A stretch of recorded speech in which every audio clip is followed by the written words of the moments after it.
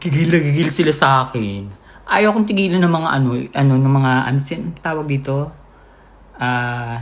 Inignore ni Christ, INC. Ayan, yung inignore ni Christ, na feeling nila feeling talaga ha. Feeling nila sila talaga yung maliligtas pagdating sa huling judgment. Na kahit pumatay ka daw, kapag dumating na yung paghuhukom, INC lang daw ang makakaligtas at makakapasok sa langit.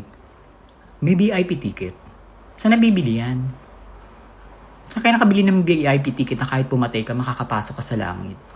Magkano yan? Pwede bang itawag yan sa Ticketnet? Charot. Ang galing, no? Ang galing mga aral nyo, no?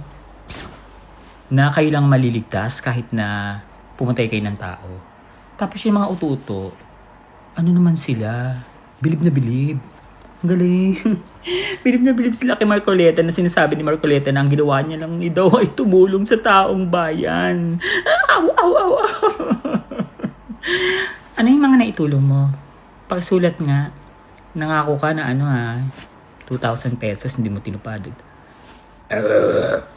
Gago ka ha. Marcoleta, una sa lahat, wala ka na itulong. Nanggulo ka lang. Nagsinungaling kayong dalawa ni Mike Defensor. Kunyari pa si Mike na lumapit kasi sa akin si Gutesa. Wow. Bakit naman sa'yo lalapit? Magkakilala kayo. Close. Yeah.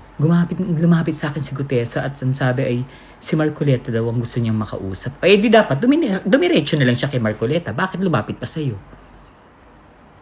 Ha? Pareho naman silang INC. Diyos ko, huwag niyo nga akong pinaglolo ko. Si Gutesa, kaya hindi na siya pinalabas kasi nagalit yung INC dahil AAEO siya. Kita niyo, galit na galit si Marcoleta nung time na lumabas si Gutesa sa Blue Ribbon kasi may binabasa na nagkakamali pa. Sabi ni Marcoleta, meron kang hindi nabasa nakalimutan mo yung paragraph 20. Tapos dun sa copy ni Gutesa, walang paragraph 20. Wala silang GC. Aray ko. Ipapakilala daw ni Defensor si Marcoleta, si Gutesa kay Marcoleta dahil yun daw ang hiling ni Gutesa na si Marcoleta daw yung gusto niya makausap.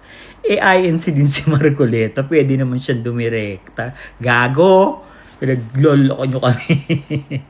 Tapos dumaan ang panahon, yung pala, talagang si Marcoleta at saka si Defensor at saka yung si Baligod na maraming utang sa lugar nila na nakasanla yung bahay at lupa niya sa Equisit. Tapos yung asawa niya tinadtad ng kaso na nasa 150 plus ang kaso ng tungkol sa utang. Tapos yung pangalan nung personal assistant nung asawa niya na ang pangalan Honey, kapag wala yung asawa niya, yung Honey pumapasok sa kwarto ni Baligod. No, Baligod, mali ba ako? Pag mali ako pwede mo akong kasuhan. Tapos pangalawang asawa niya yan, yung unang asawa niya, alam niyo yung ginawa niya. Nung namatay kasi yung una niyang asawa, pinakremate niya. Dahil sabi niya mahal na mahal niya daw, tapos gusto niya makasama sa bahay, kaya pinakremate niya. Tapos dinisplay din dun sa bahay nila. Nakilala niya yung babae. Alam mo ginawa? Kinuha lahat ng gamit, iniwan, sinama yata yung mga anak. Tapos iniwan lang dun yung abo ng asawa. Kaya galit na galit yung mga ex-in-laws niya. Pati mga kapitbahay. Hayop daw yan. Sa Antipolo yan nakatira dati, yung una niyang asawa. Pangalawang asawa niya lang yung taga Samar ba yan? Ewan ko dyan. Yung mga yung kinasal yan, ninong niya pa si Bina, isa kasi si Kong Martin. Tapos si Kong Martin nag-sponsor sa kanila ng tuwing tumatakbo sila sa eleksyon. Etong huli, nung tumakbo sila na hinindian na sila kasi lagi naman silang talo. Ayun, kinalaban niya si Kong Martin. Walang utang na loob, no? Kita naman sa mukha. Yan ang istorya niya. Yan ang istorya niya, nakasanla yung Kaya ang tawag niya na, Honey, tara na. Tapos sasagot si Honey, Sir, aakit na po ba ako dyan? Oo, wala na kasi si mom mo. Alam mo ginawa niya? Nagkaroon ng kaso yung Honey na yan. Ngayon, tungkol sa lupa. Ngayon, natalo, kailangan magbayad ng mga 2 point something million. Ganyan. Alam niyo kung sino nagbayad? Si Baligod. Oy, Baligod. Oh. Sabi mo mali ako, na Charlie's Angel kita, gago. Tigilan mo nga ako. Kayo talaga. Diyos ko. Ay, eto ko, Mike Defensor. Aray ko. Diyos ko, durog na durog kayo. Durog na durog kayo kay Matibag. Hindi naman tanga si Matibag na magsampa ng prostitution. Actually, meron pa nga yan, di ba? Illegal gambling.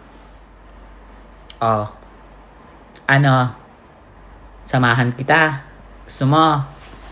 Kaya manahimik ka na. Hindi ka sasampahan ng kaso ni NBI Director Matibag kung wala siyang alam na Charlie's Angel na kita. Maghintay ka, baka matulala kang bigla. Ang Defensor Chenedin Company. Churut. Kaya ka natatalo sa sugal kasi pati pasugalan nagsusugal kayo. Aray ko, wala man dinuguan dyan. O siya, magbabantay ako ngayong gabi. Kaya ako nag-makeup kasi magpapokpok ako para si Kati Binag. Kati Binag, ikaw, kumusta ka na? Asa na yung USB na nakapaslak sa... Yung 111 USB na pinasok mo sa kipay mo ngayon, hindi mo pa linalabas.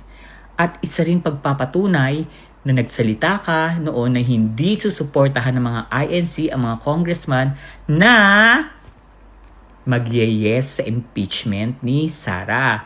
Pero, naglabas ba ng statement ang INC dyan sa sinabi mo?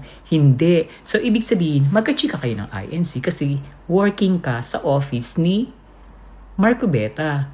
Baka mamaya nga. Bango ng buhok ko. Jowa mo siya. Ay, sorry na. Alam mo naman, kapit sa patalin. Chas! O siya, bukas na ulit tayo magchikahan ha. Bukas sasabihin ko sa inyo kung ano yung korupsyon ng nung bagong head ng Bureau of Custom. Kung ano yung secret na korupsyon na ginagawa niya ngayon. Maloloka kayo. Sabihin ko na lang bukas, para may thrill. Okay? Kain muna tayo ng dinuguan dyan. Nagdasal ba kayo ng 10 p.m.? Di ba mga INC tuwing 10 p.m. nagdarasal sila? Nagdasal ba kayo? Chururut, tasak. Be. Kalaman man talaga malilinis. Ang dami-daming money laundering sa ibang bansa. Tapos kung tatuhin yung mga member. Tapos sila nasa aircon. Ay, asa nga pala si Kodera? Kodera, ba't wala ka dyan? Lumabas ka, Kodera ha. Lalabas ka. Tingnan mo. Sa hukuman.